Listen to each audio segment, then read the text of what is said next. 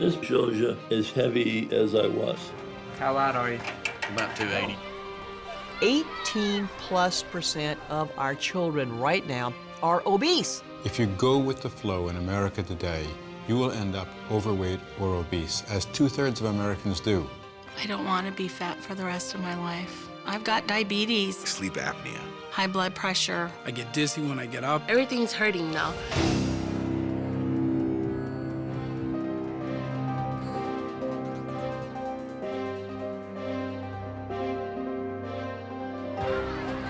If we don't now take this as a really serious, urgent national priority, we are, all of us individually and as a nation, going to pay a really serious price.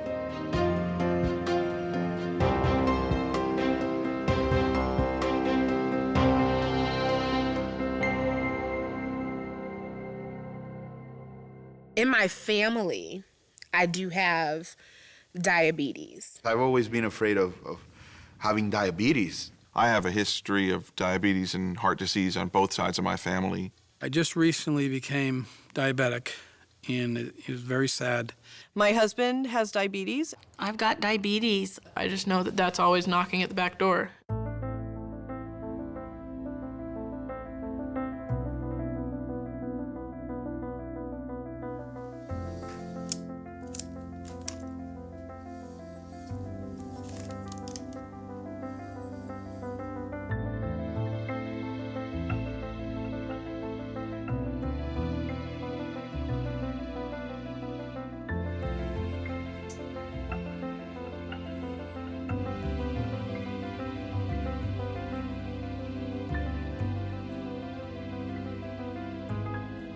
My mother passed away due to complications from obesity at the age of 57. Gallbladder, diabetes, she was going blind.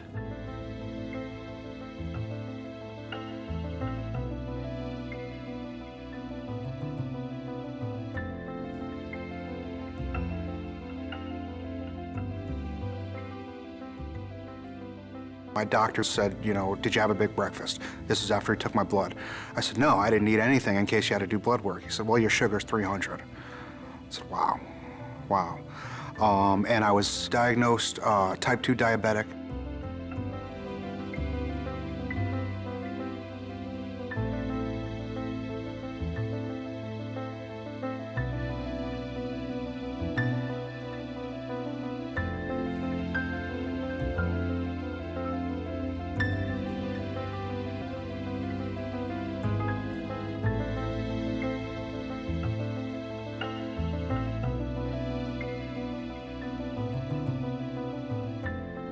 I have a daughter that became diabetic at 14 years old with type 2 diabetes.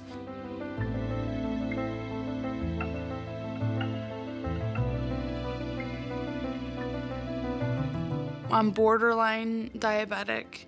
Diabetes runs in my family, and so I'm just right there, like skating by, not even, you know, so I'm anxious about that because I feel like if I don't make a drastic change, it's gonna come.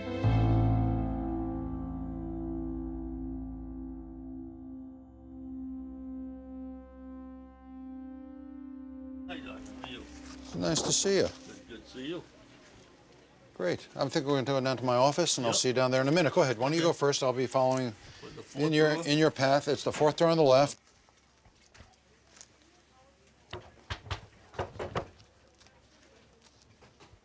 We'll go through the checklist here. So you're able to walk, and even with walking either with the walker or on the prosthesis, Yes. no chest pain, chest pressure, shortness of breath, feeling well. Good. I'm feeling good.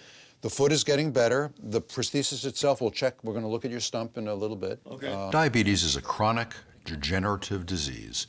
It causes widely distributed effects on the body.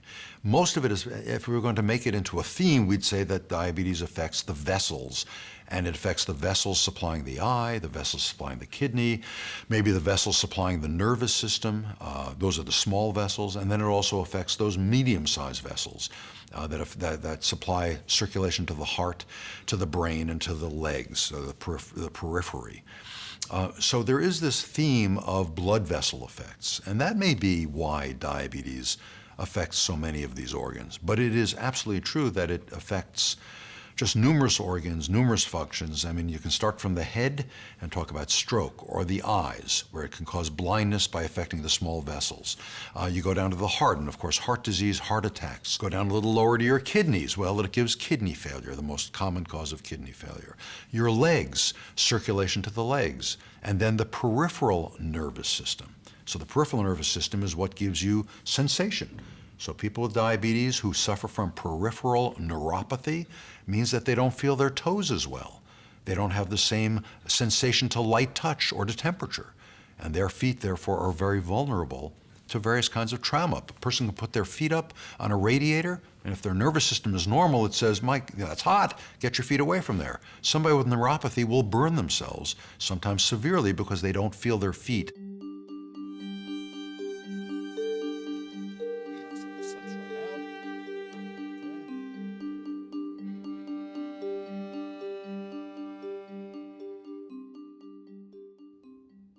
Diabetes either contributes or causes directly death and premature death in a large number of people. It's currently listed, I think, as the 6th or 7th leading cause of death in the country. Now, of course, most people don't die directly from their diabetes. They die from one of the complications. So, for example, diabetes is the leading cause of kidney failure in the country. And kidney failure is often listed on the death certificate. And in fact, even if they have kidney failure, they may actually die from a heart attack, a myocardial infarction, and that's listed as the cause of death. If you look at where diabetes is listed on all death certificates, there's something like about 1/3 of all death certificates list diabetes somewhere in there. So that gives you a sense of how much it contributes to premature mortality.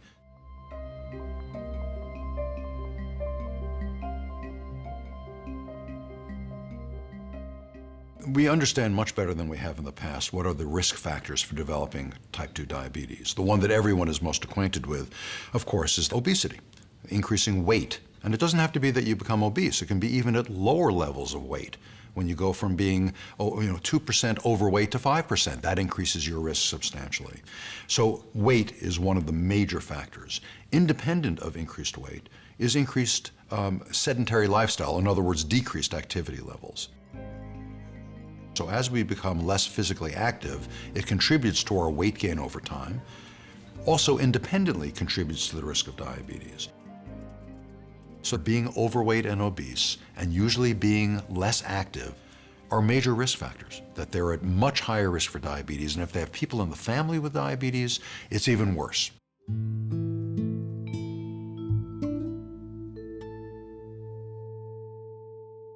As the blood sugar levels go higher and higher, what happens is that the sugar in the urine starts increasing.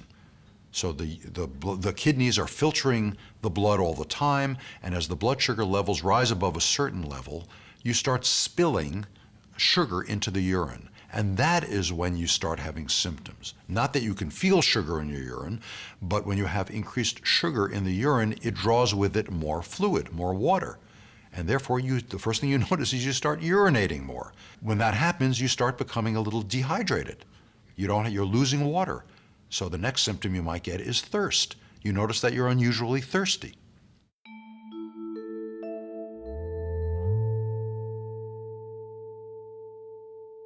What people can do is go see their clinicians, make sure that their clinicians do a test for diabetes, by the way, which is the same test as you do for pre-diabetes. So by doing a glucose test, you can see whether you're normal, at higher than average risk, or whether you actually have diabetes already and you didn't know it.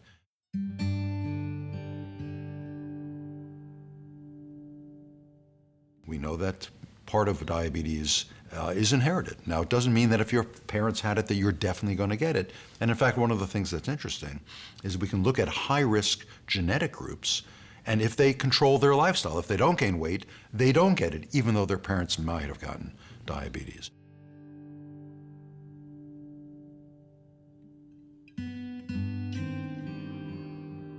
We had a study that was sponsored by the National Institutes of Health called the Diabetes Prevention Program. And it was a research study to determine whether we could decrease the development of diabetes in people who are identified as being at very high risk. Their genetic risk was, of course, the same. We couldn't change that. But if we could identify those environmental factors that led to the development of diabetes and in some way correct them with a lifestyle intervention, could we decrease the development of diabetes in this population? We also used a number of medications because there were a number of very safe medications. This is a prevention program, after all, so anything we used needed to be safe. And we used the drug metformin, which is a very common, very safe, very inexpensive medicine used to treat diabetes. But in this study, we wanted to see whether it would prevent diabetes. And what we found in the first phase of the study, which went on for about an average of 3 years, was that we could decrease the development of diabetes with this lifestyle intervention by 58%, and that the metformin decreased the development of diabetes by 31%. Very significant, although not as much as the lifestyle intervention.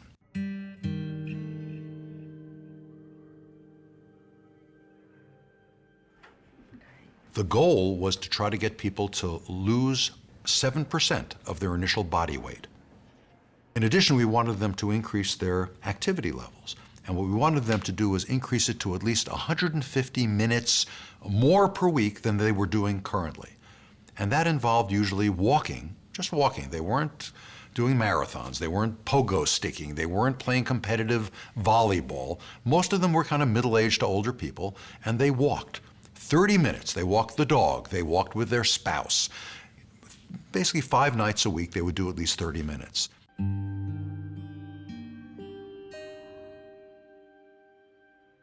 When you go out and you exercise, your muscles are working, they're consuming sugar, and you will drop your blood sugar during that period. In addition, there is this longer-term effect, is that it helps promote weight loss.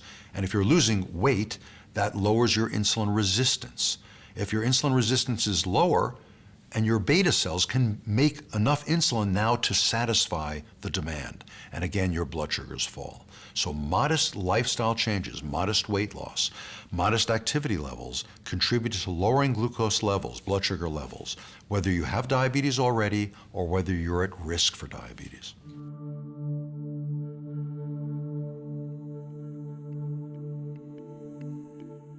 Whatever happens in diabetes as weight goes up, and diabetes metabolism and blood sugar control gets worse, the reverse happens on the way down. The diabetes improves, the glucose levels drop, less requirement for medications, and the other complications that go along with this, blood pressure and lipid levels, all improve.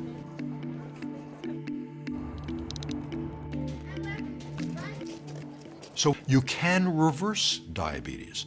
That is, if somebody loses enough weight, their diabetes can disappear.